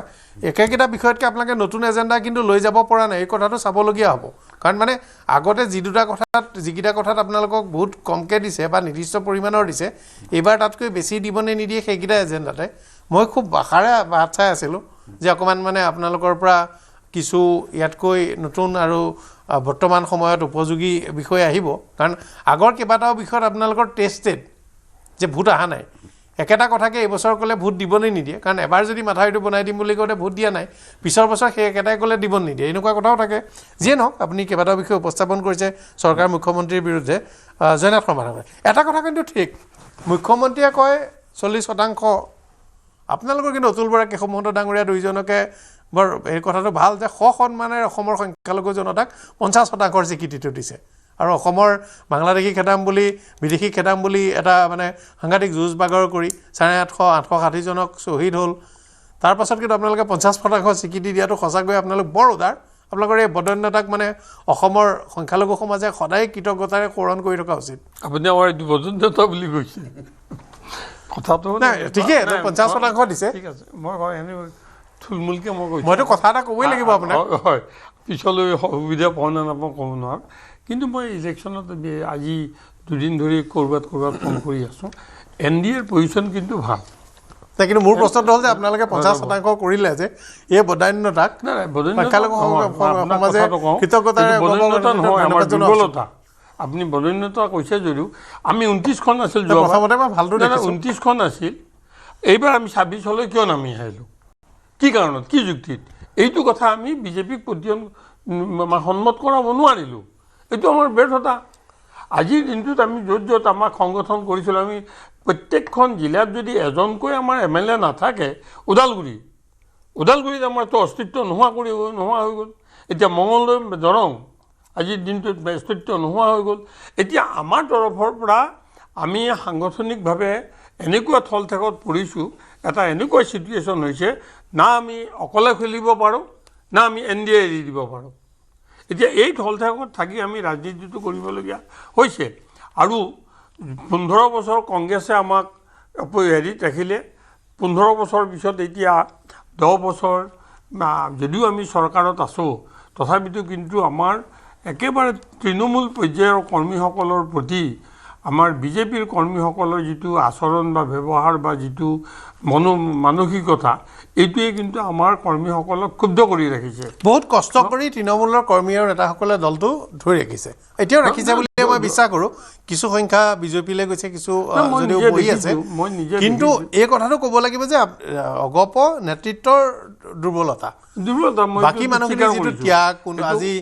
চৰকাৰ নথকা কিমান দিন হ'ল আপোনাৰ 2000 চনৰ পৰা চৰকাৰ নাই মানে 1 চনৰ নিৰ্বাচনত কংগ্ৰেছ অহাৰ সময়ৰ পৰা তাৰ পাছতো সংগঠন কৰিছে সেই মানুহখিনিৰ কথাটো মানে দুখ মানে যিটো গুৰুত্ব নিদিয়াটো কাৰণ যাওক আপুনি চাওক যোৱা 21 চনত আমাৰ কেইবাখনো চিট আমাৰ চিটিং MLA প্ৰফুল্ল মহন্তৰ চিটটো এৰি দিছোঁ আমি সত্যব্ৰতৰ চিটটো এৰি দিছোঁ বৃন্দাবন গোস্বামী আমাৰ চিট আছে আৰু আমি প্ৰবীণ হাজৰিকা সেই চিট এৰি দিছোঁ আমি চিটবিলাক যোৱাবাৰ যিমান দিছিলোঁ তাতকৈ এইবাৰ আকৌ আমাক আৰু এখন এইবাৰ মানে চাওক গুৱাহাটীৰ ৰমেন্দ্ৰ নাৰায়ণ কলিতাৰ চিট লৈ গ'ল আমাৰ মানে পুনাকণ বৰুৱাৰ চিট লৈ গৈছে এতিয়া প্ৰবীণ হাজৰিকাক এনেকুৱা থলঠেকত পেলাইছে এই ক্ষেত্ৰত আমাৰ মই নিজাববীয়াকৈ মই নিজকে মানে ধিক্কাৰ দিব লগা যেন হৈছে মই কেন্দ্ৰীয় কমিটিৰ উপসভাপতি হৈ এইটো মই যথাস্থানত কি কাৰণত মই প্ৰতিবাদ কৰিব নোৱাৰোঁ এইটো মোৰ আত্মসমালোচনা আৰু বিজেপিক মই একেবাৰে দুখ দিয়া নাই বিজেপি তেওঁলোকৰ নিজস্বভাৱে নিজৰ পলিচি মতে মানে আগবাঢ়ি গৈছে কিন্তু তেওঁলোকে আমি যিখিনি বুজাব লাগিছিল আমাৰ এই বুজোৱাৰ ক্ষেত্ৰত বা ক'ৰবাত ব্যৰ্থ হৈছে কিন্তু আশা কৰোঁ যে সংখ্যালঘু সমাজে এবাৰ কৃতজ্ঞতা প্ৰকাশ কৰিব 50% প্ৰাৰ্থী দিয়াৰ ক্ষেত্ৰত সেইটোৱে আশা কৰিলোঁ আপোনালোকৰ নাই শুনক দলৰ পৰা আমাৰ ইছ্যুবিলাকতো বিজেপিয়ে লৈ গৈছে আমাৰ গোটেই ইছ্যুবিলাক বিজেপিয়ে লৈ গৈছে এতিয়া লাষ্টত কংগ্ৰেছৰ যিটো ইছ্যু আছিল কংগ্ৰেছক এটেক কৰা যিটো ইছ্যু আছিল যে এইটো মেয়ৰ পাৰ্টি এওঁলোকে সংখ্যালঘুক মানে সন্তুষ্টি কৰিবৰ কাৰণে পলিটিক্স কৰে এই কথাটো অহা 29ৰ নিৰ্বাচনত আমাক এই কথা নহয় আমাৰ এই কথাটো ঠিক তেনেকুৱা নহয় মই খুব শ্ৰদ্ধা সহকাৰে কৈছোঁ ধৰক চাওক এটা বিজেপি এটা নেশ্যনেল পাৰ্টি আৰু চব পাৰ্টি নিজৰ গ্ৰথটো বিচাৰে এইটো চুইচাইড গ্ৰথ নহয় মই নিজৰ এনডিএৰ পাৰ্টি বিচাৰিব এইটো ডেফিনেটলি বিচাৰিব এইটো এজিপিও বিচাৰিব লাগে যে আমি আৰু হওঁ এইটো কথা নাই কিয় আপোনালোকৰ লিডাৰশ্বিপৰ এটা কথা ঠিক যে আপোনালোকৰ লিডাৰশ্বিপৰ ক্লিয়াৰিটি নাই গতিকে বিজেপি লিডাৰশ্বিপে নিশ্চিতভাৱে যেতিয়া প্ৰশ্ন উঠিল যে বিজেপি বিধায়ক থকা চিট 2-এখন আপোনালোকে বিচাৰিব মুখ্যমন্ত্ৰীয়ে স্বয়ং একদম স্পষ্টকৈ কৈছে যে ভাৰতীয় জনতা পাৰ্টি এমএলএ থকা চিট অগপক দিয়াৰ কোনো কথাই নাই কিন্তু আপোনালোকৰ লিডাৰশ্বিপে আজিলৈকে মেৰুদণ্ড পোন কৰি এই কথাটো কোৱা নুশুনিলোঁ যে এজিপি এমএলএ থকা চিট দিয়াৰ কোনো কথাই নাই তাতেই তফাত যিবিলাকত এইটোতে গোটেই কথাটো জলজলপটকৈ ওলাই আছে এটা পক্ষৰ পৰা কৈছে যে ইয়াত কোনো আপোচ নচলে আপোনালোকৰ পৰা যদি ক'ব পাৰিলে হ'লে আপোচ নচলে বুলি তেনেহ'লেতো চিন্তাই নাই থকা এমএলএনো কোনোবাই এৰি দিয়ে নে শৰণীয়া ডাঙৰে নাই আমি এজিপিক তেনেকৈ কোৱা নাই আমি কথাটো চিট ভাগ বতৰা হওঁতে এইটোৱে চোৱা হৈছে যে কাত কেনেকৈ উখান হৈছে সেই কথাটো আমাৰ শৰ্মাদাও এগ্ৰী হৈছে কিন্তু তেওঁলোকৰ এটা কথাটো হয় যে এজিপিৰ আগতকৈ যিটো পলিটিকেল হেৰিটো সাংগঠনিক ভেটিটো অলপ দুৰ্বল হৈছে আৰু সেইটো বোধহয় আমি বিজেপি ছাপোৰ্ট কৰি থকাৰ কাৰণে তেওঁলোকে আৰু যথেষ্টখিনি শক্তিশালী হৈ আছে তেওঁ যদিও আজি কথাখিনি কৈছে কালি যদি এনডিএলত এলায়েন্সত নাথাকে মই ভাবোঁ তেখেতৰ আৰু অলপ অসুবিধা হ'ব যাই নহওক আমি আৰু এটা কথা কৈছে যে আমি আঞ্চলিকতাবাদৰ চৰিত্ৰটো বিজেপিয়ে লৈ লোৱা বুলি কৈছে এইটো কথা নহয় অসমখনৰ যিখিনি সামগ্ৰিক ডেভেলপমেণ্ট যিখিনি যি কাৰণে আজি অসম আন্দোলন হৈছিল যিখিনি অসমীয়া মানুহৰ সংশয় ভুগিছিল সেই গোটেই সমস্যাবোৰ ভাৰতীয় জনতা পাৰ্টীৰ এনডিএ চৰকাৰে অসমত সামগ্ৰিকভাৱে সেইবোৰ সমাধান কৰিবলৈ চেষ্টা কৰিছে কিছু পক্ষত সফল হৈছোঁ আৰু কিছু আমি কৰিবলৈ বাকী আছে এতিয়া ধৰক উন্নয়নৰ কথাটো নকওঁ আপুনি আজি যদি আমাৰ অসম চুক্তিৰ 6 নং দফাৰ ক্ষেত্ৰত যথেষ্টখিনি আমি আগবাঢ়িছোঁ যদিও একেবাৰে সমাধান সূত্ৰত উপনীত হ'ব পৰা নাই 6 জনগোষ্ঠীৰ জনজাতিকৰণৰ ক্ষেত্ৰত যথেষ্টখিনি আগবাঢ়িছে যদিও আজি কংগ্ৰেছৰ আমাৰ মুখপাত্ৰজনে কৈছে যে এইটো কেতিয়া হ'ব আমাৰ ৰিণ্টু গোস্বামীও কৈছে কিন্তু ৰিণ্টু গোস্বামীয়ে আক্ষেপ কৰা নাই কথাটো এই কথাটো কংগ্ৰেছে 96তে কৰিছিল তেওঁলোকে তেতিয়াৰ পৰা তেওঁলোকে এইবোৰ দুবাৰ অধ্যাদেশ দি পেলাই আনটো কোচসকলক দুবাৰ দিলে কোচ ৰাজবংশী কিন্তু কথা হ'ল কি তেওঁলোকে বাকী ক্ষেত্ৰত যেনেকৈ পিছাব আগুৱাব লাগিছিল আৰু আজি বিজেপিৰ ক্ষেত্ৰত যেনেকৈ ধৰণে আগবাঢ়িছে তেওঁলোকে এনে সমালোচনা কৰিছে সমাধান ক'ত হ'ব ইয়েছ আপোনালোকে সমাধান কৰিব পৰা নাই আমি সমাধানৰ ৰাস্তাটো উলিয়াই দিছোঁ আৰু ই গতি কৰিব আৰু এইবিলাক কনষ্টিটিউশ্যনেল মেটাৰ আৰু যেহেতু এতিয়াৰ যি এক্সিষ্টিং জনজাতিৰ যাতে তেওঁলোকৰ যি ৰিজাৰ্ভেশ্যন প্ৰক্ৰিয়া তাত যাতে আঘাত নহয় সেইটো এটা বেলেঞ্চ কৰিবৰ কাৰণে কিছু টাইম লাগিব আৰু মানুহৰো সহনশীলতা লাগিব এই ক্ষেত্ৰত বিজেপি চৰকাৰে যেনেধৰণে এইবোৰ প্ৰক্ৰিয়াবোৰ আগবঢ়াই নিছে কিন্তু কংগ্ৰেছৰ দিনত এই ধৰণৰ প্ৰক্ৰিয়াৰ মুখেৰে কৈছিল প্ৰতিশ্ৰুতি দিছিল তাৰ কিন্তু সূচনা এবাৰ চাগে ভোটৰ বিন্যাসৰ ওপৰত জনজাতিকৰণ বিষয়টো বহু নিৰ্ভৰ কৰিব মোৰ এনেধৰণৰ লাগি আছে যে জনজাতিকৰণ বিচাৰি থকা লোকসকলৰ এলেকাত ভোটৰ ধাৰাটোৰ ওপৰত এইবাৰ বিষয়টো পৰৱৰ্তী পৰ্যায়ত কিমান ক্ষিপ্ৰতাৰে আগবাঢ়িব তাৰ কথা নিৰ্ভৰ কৰিব নিচিনা লাগিছে কোনফালে যায় তাৰ ওপৰত নিৰ্ভৰ কৰিব আহিম আপোনাৰ ওচৰলৈ এইটো আমাৰ ভাৰতীয় জনতা পাৰ্টীৰ যি ধৰণৰ প্ৰস্তাৱটো যিহেতু বিধানসভাত গ্ৰহণ কৰি থৈছে এই জনগণে ভাৰতীয় জনতা পাৰ্টীৰ সমৰ্থনতে থাকিব ভোটৰ বিন্যাসৰ ওপৰত নিৰ্ভৰ কৰিব ভোটৰ বিন্যাসটো ভাৰতীয় জনতা পাৰ্টীৰ মানে ফেভাৰতে থাকিব বুলি মোৰ বিশ্বাস আছে কাৰণ যেনেধৰণৰ আমি প্ৰক্ৰিয়াটো লৈ গৈছোঁ সেই প্ৰক্ৰিয়াটো আগৰ চৰকাৰৰ দিনত কৰা হোৱা নাছিল উন্নয়নৰ কথা বাদ দিলে আৰু আমাৰ প্ৰতি কৰি গৈছে যে মুখ্যমন্ত্ৰীৰ বক্তব্যৰ ওপৰত কথাটো কৈছোঁ যে মুখ্যমন্ত্ৰীৰ বক্তব্যৰ কথাটো বাদ দিয়ক আপোনালোকে এই ইলেকশ্যন কি ইছ্যুলৈ নামিছে আমিতো বহুত ইছ্যু ওলাই দিছোঁ এতিয়া আমাৰ নিৰ্বাচনী ইস্তাহাৰ কালি পৰহি ওলাই যাব সেইটো মই এটা কথা ইছ্যুটো কি তেওঁলোকৰ মই এটা কথা স্বীকাৰ কৰোঁ, মই এতিয়া আজি যিমান বিজেপি গালি পাৰাৰ বাহিৰে আলোচনা কৰিছোঁ, তাৰমানে এটা কথা ঠিক যে আমাক কিছু অলপ আধুনিক পৰৱৰ্তী ভৱিষ্যতৰ সৈতে খাপ খোৱা কিছু ইছ্যু মানে আমাক দলসমূহ সহযোগী দলসমূহে কৰে। এতিয়া মোৰে এটা ভাৱ হয় যে গুৱাহাটীততো আৰু এইবাৰ সংকল্প পত্ৰত ফ্লাইঅভাৰ বনাম বুলি লিখিব নোৱাৰে, বনাই হ'ল। অসমত ধৰক আৰু 8খন 10খন মেডিকেল কলেজ বুলি লিখিব নোৱাৰে, কাৰণ এটা পৰ্যায়লৈকে বনালে। চৰকাৰী হস্পিটেল স্কুলটো নিৰ্মাণ কৰি লাভ নাই, হস্পিটেলসমূহ বেছিভাগতে বিল্ডিং ইত্যাদি হৈছে, গতিকে কিছুমান কাম হৈছে। ইয়াৰ পিছৰ ফালৰ কথাখিনিও ক'ব লাগিব। মই আহিম আপোনাৰ ওচৰলৈ, ৰিণ্টু গোস্বামী। সেইকাৰণে আমি ৰাইজৰ মতামত লৈছোঁ। ৰিণ্টু গোস্বামী ৰাইজৰ মতামত ৰিণ্টু গোস্বামী ডাঙৰীয়া ওচৰলৈ আহিছোঁ, ৰিণ্টু গোস্বামী ডাঙৰীয়া ওচৰলৈ আহিছোঁ, ৰিণ্টু গোস্বামী ডাঙৰীয়া, ৰিণ্টু গোস্বামী ডাঙৰীয়া, ৰিণ্টু গোস্বামী ডাঙৰীয়া যাম আমি কংগ্ৰেছ ৰিণ্টু গোস্বামী ডাঙৰীয়া।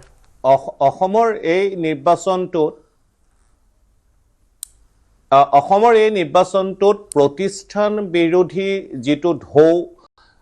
আছেনে নাই, এই নিৰ্বাচনটোত সেইটো খুব আকৰ্ষণীয় কথা হ'ব। কিন্তু আকৰ্ষণীয়ভাৱে কংগ্ৰেছে বা অন্যান্য দলসমূহে প্ৰতিষ্ঠান বিৰোধী যিবিলাক ইছ্যু জনসাধাৰণৰ মাজলৈ লৈ যাব লাগিছিল, সেই ইছ্যুবিলাক কি হ'ব এতিয়াও তাত কোনো স্পষ্টতা আমি দেখা নাই। আৰু নিৰ্বাচন এটা যেতিয়া কৰা যায়, অকল নিগেটিভ কেম্পেইনিঙৰ ওপৰতে এটা ইলেকশ্যন শেষ হৈ যাব নোৱাৰে।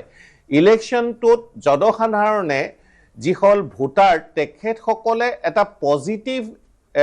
তেওঁলোকৰ যিখিনি কথা বতৰা আৰু দেশখন বা ৰাজ্যখন আগবঢ়াই নিয়াৰ ক্ষেত্ৰত অসমৰ দৰে ৰাজ্য এখনৰ মুখ্যমন্ত্ৰীৰ কি ধৰণৰ ভূমিকা হ'ব, এই কথাবিলাকো কিন্তু আজিৰ ভোটাৰে খুব সূক্ষ্মভাৱে লক্ষ্য কৰিছে। কিয়নো অৰ্থনৈতিকভাৱে ভাৰতবৰ্ষৰ যিটো অৰ্থনৈতিক চৰিত্ৰ, সেই চৰিত্ৰত অসমৰ যি নিজা উৎপাদনেই হওক বা জিডিপিয়ে হওক, জিডিপি বা অন্যান্য অৰ্থনৈতিক ক্ষেত্ৰত কিন্তু অসম যি ধৰণে আগবাঢ়িব লাগিছিলে, সেই ধৰণে প্ৰডাকশ্যনৰ ক্ষেত্ৰত বা নিজা প্ৰডাকশ্যনৰ ক্ষেত্ৰত আমি আগবাঢ়ি যাব খোজা নাই, পৰা নাই। শৈক্ষিক দিশত সৰ্বভাৰতীয় পৰ্যায়ত আমি অসমীয়া মানুহে বা অসমৰ ল'ৰা ছোৱালীয়ে যদিও ভাল কৰিছে, কিন্তু আজি UPSCৰ যদি আপুনি ৰিজাল্ট চাই, মহাৰাষ্ট্ৰত 57জন ল'ৰা ছোৱালীয়ে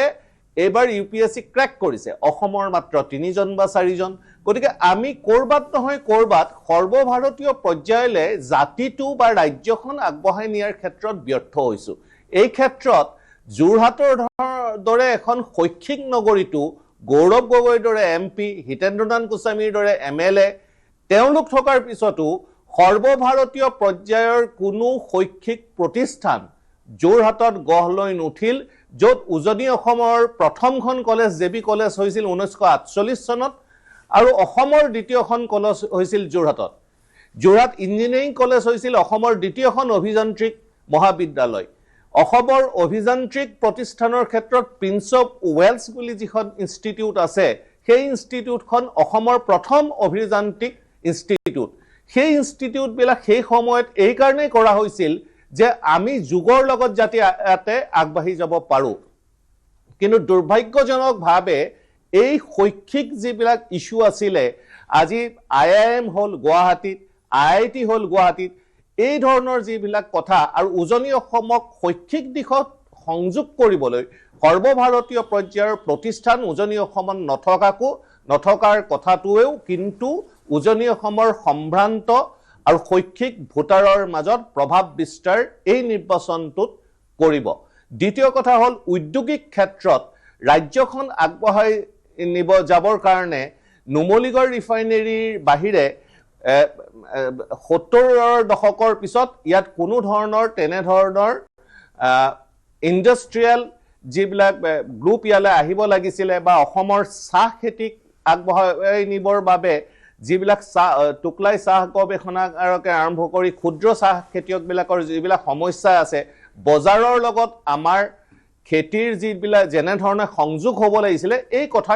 বতৰাবিলাকত আমি কিন্তু এতিয়াও সফল হ'ব পৰা নাই বা সেই ধৰণৰ কথা বতৰাবিলাকে এতিয়াও প্ৰাধান্য পোৱা নাই। গতিকে নিশ্চিতভাৱে যথেষ্ট ইয়াৰ প্ৰভাৱ আছে। আৰু মধ্যপ্ৰাচ্যৰ যুদ্ধখনৰ পিছত দেশে এক সাংঘাতিক ধৰণৰ সংকটজনক পৰিস্থিতিৰ সন্মুখীন হ'বলৈ গৈ আছে। হয়তো এই নিৰ্বাচনটো আৰু 3 মাহ যদি পিছলৈ গ'লহেঁতেন, তেনেহ'লে প্ৰাইচ ৰাইজ, মূল্য বৃদ্ধিৰ এটা ইছ্যু হ'লহেঁতেন আজিৰ তাৰিখত মূল্যবৃদ্ধিৰ ইস্যুটো এতিয়াও জনসাধাৰণে অনুধাৱন কৰিব পৰা নাই কিন্তু মধ্যপ্ৰাচ্যৰ যুদ্ধই অনাগত দিনত প্ৰাইচ ৰাইজ নিৰ্বাচনী এক বিষয় হৈ পৰিব বুলি অনাগত নিৰ্বাচনবিলাকত এটা বিষয় হৈ পৰিব বুলি মই ভাবোঁ আৰু অন্যান্য কথাও আছে আৰু এটা কথা ঠিক এইবাৰ নিৰ্বাচনটোৰ আৰু এটা আকৰ্ষণীয় কথা মই ক'ব খুজিছোঁ যে ৰাইজৰ দল আৰু কংগ্ৰেছৰ একেবাৰে শেষত যে এটা মিত্ৰতা হ'ল এই মিত্ৰতাটোৰ মূল কাৰণটো হ'ল নামনি অসমত কংগ্ৰেছে সংখ্যালঘু প্ৰধান অঞ্চলবিলাকত কোনো কাৰণতে চিট হেৰুৱাব খোজা নাই আৰু সেইকাৰণে ৰাইজৰ দলে নামনি অসমৰ সেই সংখ্যালঘুৰ প্ৰাধান্য থকা অঞ্চলবিলাকত যদি কেণ্ডিডেট দিলেহেঁতেন কৰবাত নহয় কৰবাত কংগ্ৰেছে হয়তো উজুতি খাম বুলি ভাবি এই বুজাবুজিটো ৰাইজৰ দলৰ লগত কৰিছে বুলি মোৰ ধাৰণা হয় হয়তো এইটো ক্ৰেডিট গৌৰৱ গগৈক দিব লাগিব যে তেওঁ সফলতাৰে নেগোচিয়েশ্যন কৰি অন্তত মন্দিয়া বা আমাৰ আব্দুল ৰছিদ বন্দৰলাজি তেওঁ কৈছে নিৰ্বাচনত প্ৰতিদ্বন্দ্বিতাৰ পৰা তেওঁ আঁতৰি আহিছে এই সমষ্টিসমূহ কংগ্ৰেছৰ বাবে ৰাখিব পাৰিলে মানে তৃতীয়জন প্ৰাৰ্থী ৰাইজৰ দল হিচাপে নাথাকিল তিনিকোণীয়া প্ৰতিদ্বন্দ্বিতা হোৱাৰ পৰা কংগ্ৰেছে ৰেহাই পাইছে গতিকে এই বিষয়টোৰ চাব লাগিব আৰু তাৰ ফলত ঢিং ইত্যাদি পাইছে কেনে ফলাফল প্ৰদৰ্শন কৰে চাবলগীয়া হ'ব মোৰ সৈতে সঞ্জয় কিষাণ ডাঙৰীয়া সংযুক্ত হৈছে স্বাগতম জনাইছোঁ আৰু বিতুপন শইকীয়া ডাঙৰীয়া সংযুক্ত হৈ আছে বিতুপন শইকীয়া ডাঙৰীয়া আপোনাক আৰু বেছি সময় নৰখাওঁ যদি অজন্তা নেওগ ডাঙৰীয়াৰ মই কওঁ যে ডাঙৰীয়ানীৰ কি কাম নহ'ল যিকেইটা কাম আপুনি কৰিব বিচাৰে ভোটাৰৰ ওচৰলৈ যাবলৈ কাৰণে কিছু কথা ক'বই লাগিব কাৰণ আপুনি কৈছে যে ৰাস্তা ঘাট ভাঙিছে বনাইছে কিন্তু বনাইতো আছে তো বনাই থকাটোত কেতিয়াবা ৰাইজে ভাল বুলিয়ে ভাবিব পাৰে কিছু নতুন কথা ক'ব লাগিব ৰাইজৰ কাৰণে যে তেওঁৰ কৰাখিনিতকৈ বেছিকৈ বা তেওঁ নকৰাখিনি নাই চাওক প্ৰথমতে গোলাঘাটৰ মূল সমস্যা বহুকেইটা আছে চহৰখনত বানপানীৰ সমস্যা নলা নৰ্দমা যি 200 কোটিৰে বনালে তাৰ বানপানীৰ সমস্যাটো বেছি হ'ল অথচ পানী ওলাই যোৱা ৰাস্তাটো বন্ধ হ'ল পানী কেতিয়াও গোলাঘাট চহৰৰ পৰা ওলাই নাযায় মই জন্মৰ পৰা ডাঙৰ হ'লো গোলাঘাটত বানপানী দেখা নাই কিন্তু যোৱা বছৰৰ পৰা গোলাঘাটত নাও চলিছে এক নম্বৰ দ্বিতীয়তে গোলাঘাট চহৰখনৰ গাঁৱতো আছে কিন্তু চহৰখনত আজি মই দুদিন ধৰি বজাৰে ঘৰে ঘৰে ঘূৰিছোঁ তেখেতক সকলোৱে কৈছে যে আমাৰ ইয়াতে পানীতকৈও ডাঙৰ সমস্যাটো হৈছে বান্দৰৰ সমস্যা এখন টিঙৰ দাম 1000 টকা যদি হয় তেতিয়াহ'লে আগদিনাখন লগা পিছদিনাখন আকৌ ভাঙে ভাতকেইটা বনাই চৰুটো ৰখীয়া নোহোৱাকৈ থৈ যাব নোৱাৰি এই কথাখিনি মন্ত্ৰীগৰাকীয়ে কেতিয়াও ভবা নাই ওচৰতে বহু বিঘা মাটি পৰি আছে তাতে এখন বটানিকেল গাৰ্ডেন আৰম্ভ কৰি তাতে ফল মূলৰ ব্যৱস্থা কৰি সেই কপিল কুলক যদি তাত থাকিব পৰা এক ব্যৱস্থা কৰি দিয়া হ'লে গোলাঘাটৰ ৰাইজে এটা সুন্দৰ ব্যৱস্থা পালেন আৰু বান্দৰৰ ক্ষতি অকণমান দূৰ হ'লহেঁতেন সেইটো নাই তৃতীয়তে গোলাঘাটৰ চহৰ ভাঙিছে আৰু ৰাস্তা বনাইছে সেইটোৰ বিপৰীতে গোলাঘাটত এতিয়া গোটেই সমষ্টিটোত 3000 সৰু বৰ ৰাস্তা আছে য'ত এজাক বৰষুণ দিলে চাইকেলখন কাণত ল'ব লাগে জোতাযোৰ মোনাত ভৰাই কেঁচুৱাটো কাণত লৈ স্কুললৈ আনিব লাগে আৰু মূল পথত আহি হাত ভৰি ধুই তেওঁক গন্তব্যস্থানলৈ যাব লাগে এই কথাটোৱে কিন্তু গাঁৱলীয়া সমাজক বাৰুকৈ এটা তিক্ততাত পেলাইছে আজি 25 বছৰ বাইদেৱে এই কথাটোত তেখেতে মানে মন দিয়া নাই আৰু তেখেতে এই কথাবিলাক নুশুনে এটা অহংকাৰী ভাৱ লৈ 25 বছৰ এটা দম্ভ হাজাৰ কোটি টকাৰ মালিক হৈ এতিয়া ভোটাৰৰ নিৰ্বাচনৰ আগত পেশাদাৰী ৰাজনীতি কৰা মানুহটো তেখেতে সেৱা কৰে আৰু নিৰ্বাচনৰ পিছত ভোটাৰক অসন্মান কৰে সেই দ্বিতীয় তাৰ পিছত নাগালেণ্ডৰ সীমা সমস্যা গোলাঘাটৰ এটা প্ৰধান সমস্যা মেৰাপানী চহৰত কেতিয়া ছাটাৰ নেপেলোৱাকৈ লৰ মাৰিব লাগে আত্মৰক্ষাৰ বাবে সেই কথাটো 25 বছৰ বাইদেৱে অনুমান কৰা নাই দ্বিতীয়তে 11টা পঞ্চায়তৰ ফৰেষ্ট এলেকা এইটো ডি ফৰেষ্ট যে কৰিব লাগে ডি ফৰেষ্ট হোৱাৰ পিছত ইয়াত পট্টা যে খিলঞ্জীয়া মানুহক দিব লাগে এই কথাটো তেখেতসকলে ভবা নাই আজি মই এঠাইত গৈছোঁ ঠেঙালসকলৰ তৰাচিগা বহিও তাতে মই বক্তব্যত ক'বলৈ বাধ্য হৈছোঁ যে আজি আমি খিলঞ্জীয়া মানুহবিলাক এই অঞ্চলবিলাকত 1905 চনৰ পৰা বসবাস কৰি আছোঁ তেতিয়াও 25 বছৰে থকা এই মানুহগৰাকীয়ে আমাৰ বাবে এবাৰ এটা নিৰ্ণায়ক ভূমিকা নল'লে যে আমি এই খিলঞ্জীয়া মানুহসকলক নিৰাপত্তা থকা এখন পট্টা দিম এই কথাটো নেভাবিলে দ্বিতীয়তে গোলাঘাট সমষ্টিত আৰু এটা সমস্যা আছে যি সমস্যাটো আমি আজু ককা দিনৰ পৰা পাই আহিছোঁ এই আজু ককা দিনৰ পৰা প্ৰায় অহা সমস্যাটো হৈছে আমাৰ ৰেভিনিউ এলেকাবিলাকত আমাৰ খিলঞ্জীয়া মানুহবিলাকৰ পট্টা নাই ব্ৰিটিছৰ দিনৰ পৰা তেখেতসকলে ভোগ দখল কৰি আছে আজু ককা দিনৰ পৰা কিন্তু এটা ৰঙা ফিটা মেৰপেছত সোমাই আমাৰ মানুহবিলাকে পট্টা উলিয়াব নোৱাৰে বাইদেৱে এই কথাটো অনুভৱ কৰিব লাগিছিল বিপৰীতে আমি এইবাৰ খৰাঙত পৰি পেলাই মই নিজে এজন খেতিয়ক মই 300-400 বস্তা সৰিয়হ পাওঁ এইবাৰ মাত্ৰ 50 বস্তা সৰিয়হ পালোঁ তো গতিকে এই যে পানী নাই তাৰ কাৰণে জলসিঞ্চনৰ ব্যৱস্থা নাই খেতিৰ যেতিয়া আমাৰ সাৰ লাগে তেতিয়াহ'লে নামৰূপৰ সাৰ কাৰখানাটো বেমাৰ হয় বেমাৰ হোৱাৰ কাৰণে আমাৰ অসমত যিমান সাৰ লাগে বাহিৰৰ পৰা আনিও জোৰাব নোৱাৰে এই কথাবিলাকৰ কাৰণে খেতিয়কে সময়মতে বীজ নাপায় সাৰটোত অৱশ্যে নামৰূপ কাৰখানাৰ প্ৰডাকশ্যনেই নহয় সাৰৰ যিবোৰ সমবায় আছে সেই সমবায়বোৰত গণ্ডগোল কৃষিমন্ত্ৰী আপোনালোকৰ জিলাৰে সেইটো এপাক আপুনি নজৰ দি চাব পাৰে মোৰ সংযোজন হৈছে নহয় হয় হৈছে কিন্তু সাৰ ক'ত কেনেকৈ আছে হৈছে এতিয়া জনা যায় প্ৰডাকশ্যন হ'ব বাৰু ধন্যবাদ জনাইছোঁ শইকীয়া ডাঙৰীয়া আপোনাৰ কথাখিনি গোলাঘাটৰ ৰাইজে শুনিছে আৰু বিবেচনা নিশ্চয় কৰিব আমি অজন্তা নেওগ ডাঙৰীয়ানেকো পৰৱৰ্তী শ্ব'ত আনিবলৈ চেষ্টা কৰিম তেখেতেনো কি কয় সেইটো শুনিবলৈ চেষ্টা কৰিম সঞ্জয় কিষাণ ডাঙৰীয়া তিনিচুকীয়াৰ পৰা মাকুম নমস্কাৰ হয় কেনে চলিছে হয় যথেষ্ট ভাল এটা নতুন বিধানসভা সমষ্টি নতুনকৈ সৃষ্টি হোৱা এটা বিধানসভা সমষ্টি নতুনকৈ বিধানসভা সৃষ্টি হোৱাৰ বাবেই মই একেবাৰে জিৰৰ পৰা এই বিধানসভা সমষ্টিটোত কাম কৰিব লাগিব বিগত 10টা বছৰতে তিনিচুকীয়া বিধানসভা সমষ্টিৰ আশীৰ্বাদেৰে যথেষ্ট কাম কৰিবৰ কাৰণে প্ৰয়াস কৰিছিলোঁ য'ত নেকি তাতো জিৰ' হৈ আছিলে এখন মেডিকেল কলেজ নাছিলে ৰাস্তা পদূলি নাছিলে আমি সকলোবিলাক কৰিবৰ কাৰণে সক্ষম হৈছিলোঁ ভাল এটা চাৰ্কেট হাউচ নাছিলে তাক আমি সুন্দৰভাৱে নিৰ্মাণ কৰিছিলোঁ ভাল এটা কনভেনশ্যন হল নাছিলে আমি নিৰ্মাণ কৰিছিলোঁ আৰু যথেষ্ট তিনিচুকীয়াটোক আগুৱাই লৈ গৈছিলোঁ কিন্তু এতিয়া যিহেতু একেবাৰে নতুন এটা বিধানসভা সমষ্টি তাত আমি দেখুৱাবলৈ বুলিবলৈ একোৱেই নাই গতিকে জিৰৰ পৰা আমি কাম আৰম্ভ কৰিব লাগিব আৰু ইয়াত কেইবাটাও সমস্যা আছে মূলতে হৈছে গৰাখহনীয়া সমস্যা বানপানীৰ সমস্যা আৰু ৰাস্তা পদূলিৰ সমস্যা গতিকে নিশ্চিতভাৱে নতুন সমষ্টিটো মাননীয় মুখ্যমন্ত্ৰী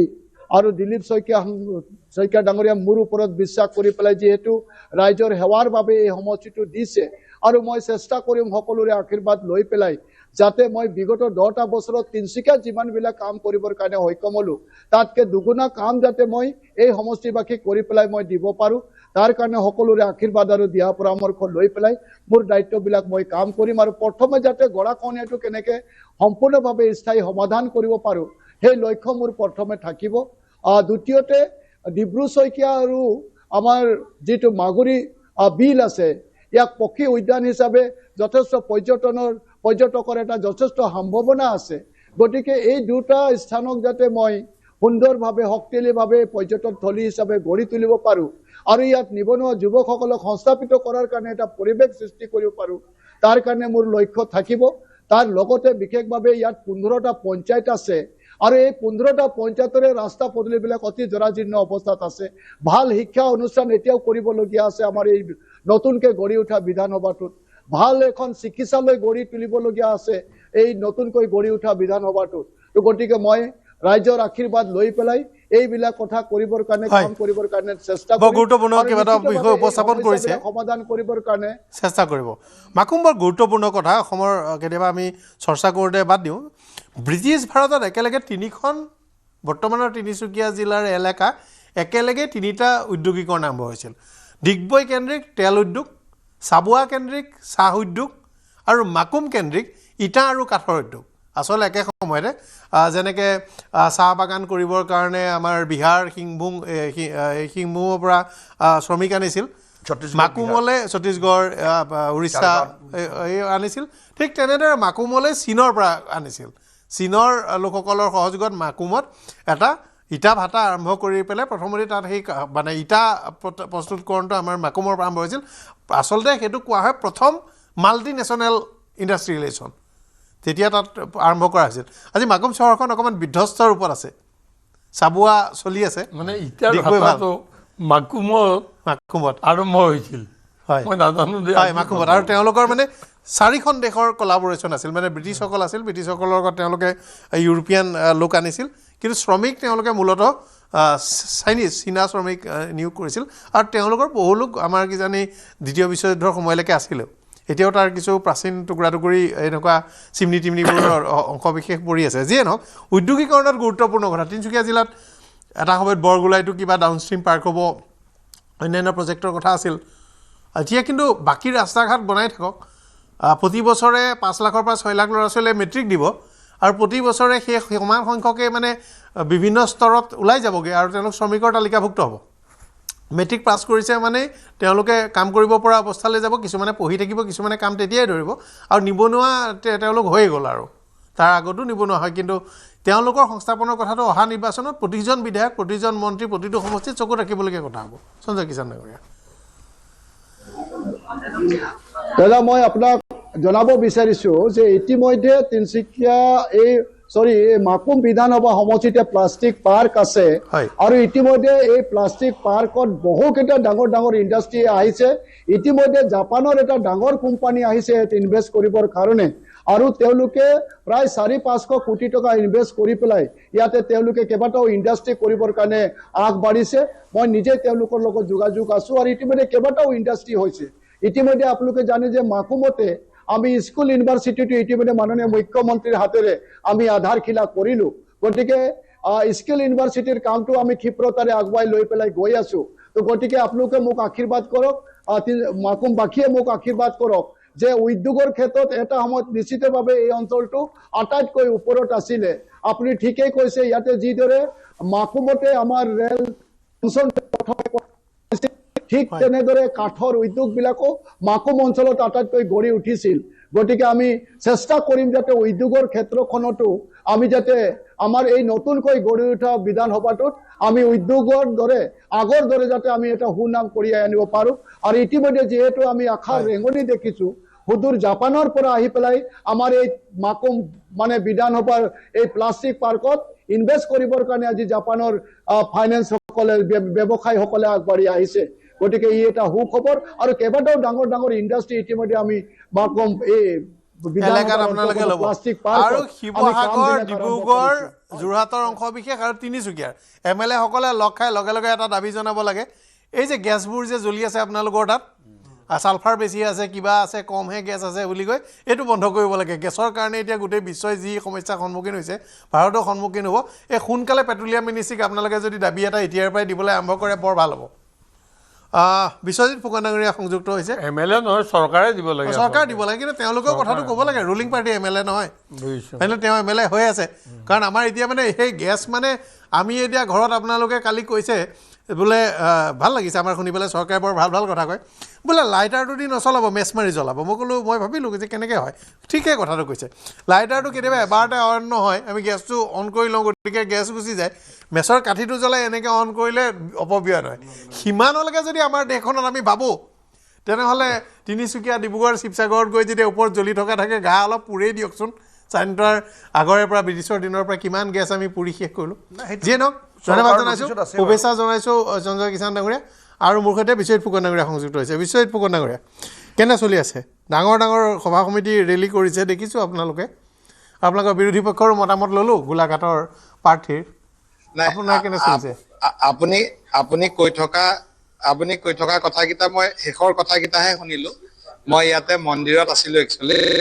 আপোনাৰ কথাকেইটাৰ লগত সংগতি ৰাখি মই আপোনাক এটা কথা ক'ব বিচাৰিছোঁ যে সৰুলাটো যথেষ্ট সংখ্যক ONGCৰ ৰিগ আছে খাট আছে য'ত গেছটো জ্বলাই থকা হয় আমি এই কথাটো লৈ যোৱা 24 চনৰ 3 এপ্ৰিল তাৰিখে মাননীয় মুখ্যমন্ত্ৰী মহোদয়ক এখন চিঠি দিছিলোঁ এইখিনি জ্বলাই থকা সম্পৰ্কত আৰু তাৰ নেক্সট ডে মুখ্যমন্ত্ৰী ডাঙৰীয়াৰ নিৰ্দেশত ৰবি কুটা ডাঙৰীয়াই ONGC লৈ এখন চিঠি লিখিলে এই গেছ জ্বলোৱাটোৰ ক্ষেত্ৰত বিহিত ব্যৱস্থা ল'বলৈ মই ভাবোঁ এই ক্ষেত্ৰত ভাল ব্যৱস্থা ল'ব আৰু যিমান গেছ জ্বলাই থকা হয় ই ৰাষ্ট্ৰীয় সম্পদৰ অপচয় ইয়াত আৰু চৰকাৰ বিৰোধী বুলি কথা নাই যিটো চিষ্টেম আছে তেওঁলোকে কেতিয়াবা কয় যে এইখিনি জ্বলাই থকা গেছৰ বটলিং প্লেণ্ট বহালে বা তাক ব্যৱহাৰ কৰিলে যিমান খৰচ তাতকৈ গেছৰ দাম কম এনেধৰণৰ কথা আমাক কৈছিল কিন্তু কথাটো হ'ল এতিয়া যিটো আমি অতি সাম্প্ৰতিক অৱস্থা দেখিছোঁ ইণ্টাৰনেশ্যনেল মাৰ্কেট বা ইণ্টাৰনেশ্যনেল পলিটিক্সত গেছ বা ক্ৰুড অইল লৈ যিটো অৱস্থা আমি আমাৰ সম্পদৰ সম্পূৰ্ণ ব্যৱহাৰ কৰিলেহে আমাৰ ৰাষ্ট্ৰখন আৰু আগবাঢ়ি যাব আৰু আমি স্বনিৰ্ভৰশীল হ'ম। মই ভাবোঁ এনেকুৱা সময়ত আমি অধিক কাৰ্যকৰী ব্যৱস্থা হাতত ল'ব লাগে। দ্বিতীয়তে নিৰ্বাচন, এইবাৰ যি নিৰ্বাচন, এই নিৰ্বাচনত মই কোনো ধৰণৰ প্ৰতিশ্ৰুতিৰে জনসাধাৰণৰ ওচৰলৈ যাব বিচৰা নাই। মাত্ৰ জনসাধাৰণক কৈছোঁ যে যোৱা 5 বছৰৰ মোৰ কাম কাজবিলাক ৰাইজে যদি পচন্দ কৰিছে, তেখেতসকলে যদি মোক তেখেতসকলৰ বিধায়ক হোৱাৰ উপযুক্ত বুলি ভাবিছে, মোক আশীৰ্বাদ দিয়ক। নতুনকৈ মই এটাও প্ৰতিশ্ৰুতি নিদিওঁ এইটো কৰিম আমুক কৰিম। মাত্ৰ যোৱা 5 বছৰে কৰা কামৰ আধাৰত আমাক আশীৰ্বাদ দিবলৈ আমি আশীৰ্বাদ বিচাৰিছোঁ। আৰু এটা খুব ভাল পলিটিক্স কৰাৰ এটা চিন্তা কৰিছোঁ, যাতে কোনো পাৰ্টীয়ে কোনো পাৰ্টীৰ ব্যক্তিগত আক্ৰমণ নকৰে। আমি প্ৰথম দিনাই কথা দিছোঁ যে যেতিয়ালৈকে অতি মিছা কথাৰে আমাক আক্ৰমণ কৰা নহয়, তেতিয়ালৈকে আমাৰ বিপৰীতে থকা পাৰ্টীজনৰ সম্পৰ্কত, তেওঁৰ ভাল বেয়া সম্পৰ্কত আমি এটাও কথা নকওঁ। কিন্তু যদি কিবা কাৰণত তেওঁ মিছা কথা কয়, আমাক মিছা কথাৰে ব্যক্তিগত আক্ৰমণ কৰে, অপপ্ৰচাৰ চলায়, তেতিয়া আমি তেওঁলোকৰ সঁচা কথাবিলাক ক'ম, যিবিলাক আমি ক'ব খোজা নাই। গতিকে আমাৰ সম্পৰ্কত সঁচা কথা ক'লে আমাৰ কোনো ক'ব লগা নাই। মই দলং বনাব পৰা নাই, ক'ৰবাত ৰাস্তা বনাব পৰা নাই, ষ্টেডিয়াম বনাব পৰা নাই, এনেধৰণৰ বিধায়ক হিচাপে যদি ক'ৰবাত মোৰ কিবা ব্যৰ্থতা আছে, সেইখিনি ক'বলৈ মই তেখেতসকলক আহ্বান জনাইছোঁ। কিন্তু ব্যক্তিগত পৰ্যায়ত মিছা কথাৰে ৰাজনীতিক নিম্ন ৰুচিৰ পৰ্যায়লৈ লৈ নাযাবলৈ মই মোৰ প্ৰতিদ্বন্দ্বী প্ৰাৰ্থীক অনুৰোধ জনাইছোঁ। আৰু তেখেতৰ প্ৰতিও মোৰ শুভকামনা আছে। ভালকৈ নিৰ্বাচন খেলক। জিকা হৰা জনসাধাৰণে নিৰ্ধাৰণ কৰিব। জনসাধাৰণে যোগ্যজনক নিৰ্বাচিত কৰিব আৰু জনসাধাৰণৰ আশীৰ্বাদৰ ওপৰত আমাৰ বিশ্বাস আছে। যদি আমি ভাল কাম কৰিছোঁ, নিশ্চয় জনসাধাৰণে আমাক আশীৰ্বাদ দিব। আৰু ৰাইজে যদি ভাবে যে মোতকৈ সৰু পথাৰক সেৱা কৰিবলৈ আৰু উপযুক্ত মানুহ আছে, মোৰ তাত আপত্তি কৰিব লগা একো নাই। মই এই গোটেই নিৰ্বাচনটো ৰাইজৰ আশীৰ্বাদ বুলি ভাবি আগবাঢ়িছোঁ। আপোনালোক ইমান ভাল হৈ গ'লে আমি খা খবৰ দিবলৈকে দিগদাৰ হ'ব দেখোন। সন্ধিয়াৰ ওপৰত ডিবেটটো কি বুলি কৰিব? মই মুকলিকে কৈছোঁ এইখিনি কথা, টিভিতো কৈছোঁ, মিটিংবিলাকতো কৈছোঁ। এইখিনি কথা মই যিমানখন সভা কৰিছোঁ, আপুনি আদৰণীয় কথা কৈছে। দেখিছে, মোৰ ছ'চিয়েল মিডিয়া চালে দেখিব। হয়, মই এনেধৰণে নিৰ্বাচনটো কৰিব বিচাৰিছোঁ আৰু ৰাইজৰ আশীৰ্বাদহে বিচাৰিছোঁ, মই ভোট বিচৰা নাই। তেখেতৰ বিৰুদ্ধে কংগ্ৰেছৰ পৰিৱৰ্তে মিত্ৰ দলৰ পৰা জাতীয় পৰিষদৰ প্ৰাৰ্থীয়ে প্ৰতিদ্বন্দ্বিতা কৰিছে। আৰু এইবাৰ জাতীয় পৰিষদৰ প্ৰাৰ্থী আৰু ৰাইজৰ দলৰ প্ৰাৰ্থীসকলৰ যি সমষ্টিত প্ৰতিদ্বন্দ্বিতা কৰিব, কিছু ধৰক অতুল বৰা ডাঙৰীয়া আপোনালোকৰ, এইফালে ইয়াত যদি আমি চাওঁ তেনেহ'লে কেশৱ মহন্ত ডাঙৰীয়াকে ধৰি চাবলগীয়া হ'ব। আমি কথা পাতিম, মোৰ সৈতে কেইবাজনো পেনেলিষ্ট আছে। আমি অতি চমু বিৰতিৰ পিছত ঘূৰি আহিছোঁ, চৰ্চা অব্যাহত থাকিব।